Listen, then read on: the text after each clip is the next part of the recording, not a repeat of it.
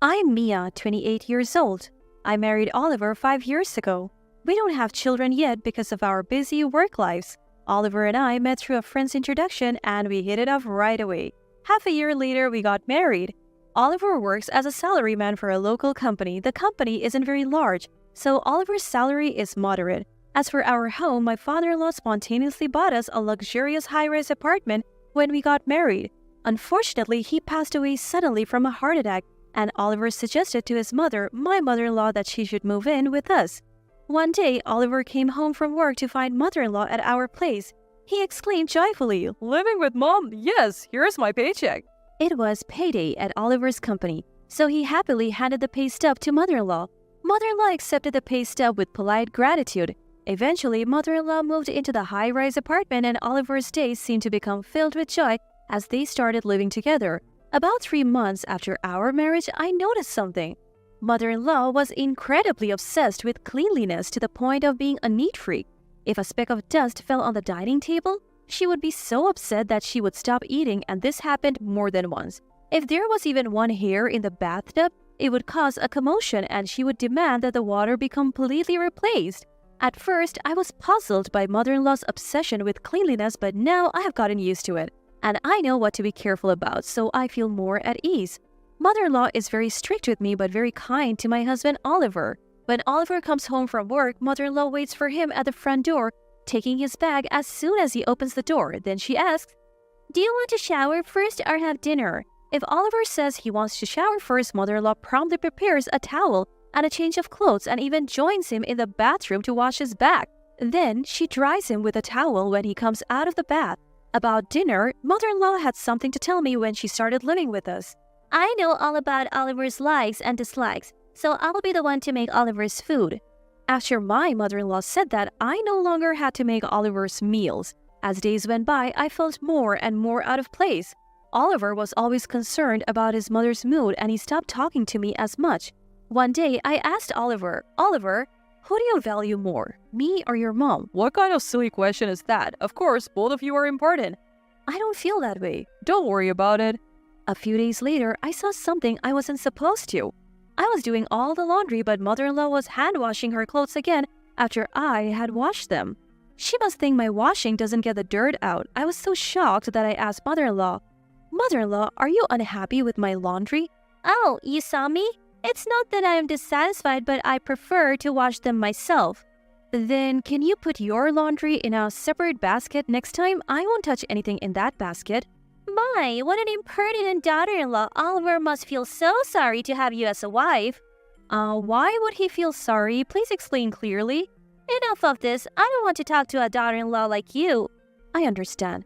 That night, I planned to talk to Oliver about mother-in-law when he got home, but as usual, mother-in-law was waiting at the entrance and they went straight to the shower together. In the bathroom, I heard mother-in-law talking excitedly, probably bad-mouthing me. Oliver came out, glanced at me but said nothing and had dinner with his mother. After dinner, as soon as Oliver and I went into the bedroom, he burst out, "Mia, I heard you said terrible things to Mom. Why are you bullying her?" "I never said anything terrible and I am not bullying her." "Mom was crying earlier. She said you were bullying her." "Oliver, you only believe what mother-in-law says, not me." Hey, don't get cheeky. I believe Mom. If you don't want to live with her, you should leave." At that moment, I felt that our marriage was a failure, and I was thinking of getting divorced if something triggered it. No, I was waiting for something to trigger it. About a month later, I was cleaning the room one morning. As I was cleaning around the bed, I found a lot of trash. I was puzzled but removed it. That's when it happened. I felt someone's presence and looked towards the door to see mother-in-law standing there. She must have been watching how I cleaned. Sure enough, mother-in-law started, "Your cleaning just makes the room dirtier and you seem to ignore what's under the bed." I hadn't really paid attention to what was under the bed, so when I looked, there was a mess of trash. The sort that we wouldn't normally use. I picked up one of the trash and showed it to mother-in-law, asking, "Mother-in-law, what is this trash? We don't have this kind of trash in our house." Mother-in-law responded with an angry face, "What's with that tone? It's like you're accusing me of bringing that trash in from outside and throwing it under the bed." I was, indeed, thinking that it was exactly like that, but without evidence, I couldn't say it out loud. "I'm not accusing you, I'm just saying that I found trash that I haven't seen before." "You are always so defiant. Can't you simply apologize for not cleaning properly? I don't think I need to apologize that much. Oh, how dreadful. A daughter-in-law defying her mother-in-law. The world is coming to an end. I'm not defying you. If I were Oliver, I would kick out a daughter-in-law like you. Poor Oliver. At that moment, I was so glad to hear those words which I had been waiting for. Understood. I'll do as mother-in-law says. I'll leave now. Mother-in-law seemed a bit surprised by those words. I continued, since I'm a terrible wife for Oliver, I'll divorce him. Mother-in-law said with a pleased face, Oh, really? That's too bad. Oliver will miss you. I guess so, but I feel relieved. That's when I decided to divorce Oliver. That night, when Oliver came home from work, he and mother-in-law were whispering in the bathroom as usual. When Oliver came out, he said to me, I heard from Mom that she wants to divorce me. I don't mind, but are you sure? You don't love me. I can't live with you anymore. Alright, I understand. I'll take care of all the divorce procedures. For some reason, Oliver wanted to finish the process quickly. You don't have to worry. I won't demand alimony. That's a given. That's my line. The next day, I packed my belongings and left the luxurious high-rise apartment. Thinking back, my mother-in-law and husband were conspiring to kick me out of the upscale apartment. They must both be satisfied. I visited a friend from college after being kicked out. Amy glanced at my luggage and said, Mia, did you leave your house? You caught me. I could tell right away by your luggage. My friend was still single, so I asked to stay for a while. Sorry, but can I stay here for a bit? Of course, you can stay as long as you want. Thank you. I truly felt the importance of having a best friend. Since she helped me when I was in trouble, I made a mental promise to help Amy if she ever needed it. The following week, I had to go to the high-rise apartment. I got a call from mother-in-law saying that my signature was needed on the divorce papers. I didn't want to go, but since it was a signature for the divorce papers, I reluctantly left. When I arrived at the high-rise apartment, mother-in-law and Oliver seemed overly pleased about having driven me out. It felt like they were gloating. Oh, Mia, it's been a while. You look well. Mother-in-law was speaking in a way that made my teeth grate. Oliver was smiling, saying something he had never said to me before. Mia, how are you? Always take care of yourself. Their words gave me a chill. I have brought the signed divorce papers. Oliver, please sign them and submit them. Goodbye. I was about to go home, but mother-in-law said, Mia, don't hurry home. Stay and relax. Yeah, stay and eat something. Actually, the meal is already prepared. It's your favorite. Reluctantly, I stayed for a meal at Oliver's home, thinking that if Oliver and mother-in-law had been this attentive before, we would never have divorced. Mother-in-law and Oliver didn't seem to want me to leave even after dinner. I had a bad feeling. I felt like there was some ulterior motive, and my suspicion was confirmed. Mother-in-law said, By the way, Mia, Oliver's company has gone bankrupt and we have lost our income. About the compensation money in the divorce case. I felt like I understood the reason for today's unusual kindness when mother-in-law mentioned the compensation money in the divorce. We agreed to waive the compensation money in the divorce case, didn't we? I didn't say that. I didn't hear that conversation either.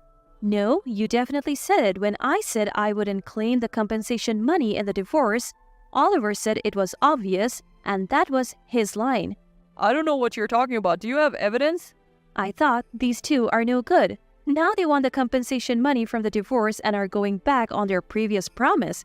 Reluctantly, I took 2 documents from my bag. They were the pay stubs of Oliver and me just before we separated. I had taken them with me when I left the high-rise apartment just in case. Here are Oliver's and my pay stubs. Please take a close look. My salary written on those 2 pay stubs was more than twice Oliver's. The company I worked for was very strict, but the salary was very good, and my college friends were envious. So what? Do you want to brag about your salary by showing us this? You are such a rotten woman, Oliver. It's good that you divorced her. Say what you want, but as you can see from these pay stubs, almost all the living expenses were covered by my salary. What are you trying to say?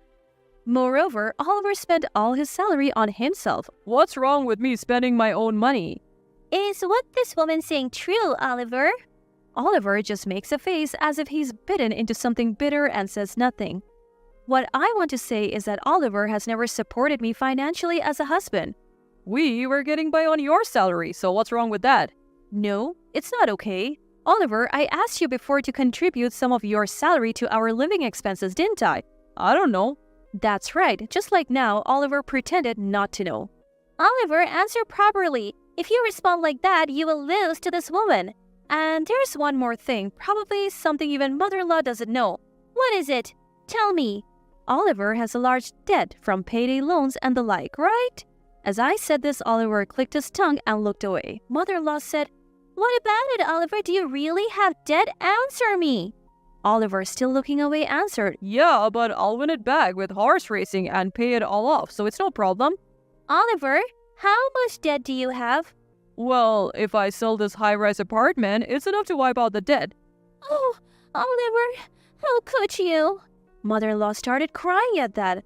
How about selling this high-rise apartment for your beloved Oliver, mother-in-law? Mother-in-law didn't answer and was only crouched down crying. I have no intention of paying compensation in a divorce trial to someone who hasn't cooperated with me in our married life. My debt and compensation in the divorce trial are different matters. No, they're not separate matters. If Oliver and mother-in-law are unhappy, please take it to court. I don't intend to lose. Then mother-in-law said to me, Mia, please help Oliver, I beg you. And mother-in-law deeply apologized to me. Mother-in-law, please lift your face. Don't do that in front of me. It's unseemly. You're really a cold woman. Do you enjoy bullying an old person? I am not bullying mother-in-law. I'm just telling the truth. Just leave. Don't ever come back here again. I said to Oliver with a faint smile, Even without being told, I have no intention of coming back here again. Besides, I might have to sell this high-rise apartment to pay off the debt. Shut up. Just leave. Oliver said excitedly, and I went home as if fleeing. After about 2 months had passed, Oliver's high-rise apartment was put up for sale as expected, and it seemed a buyer had been found.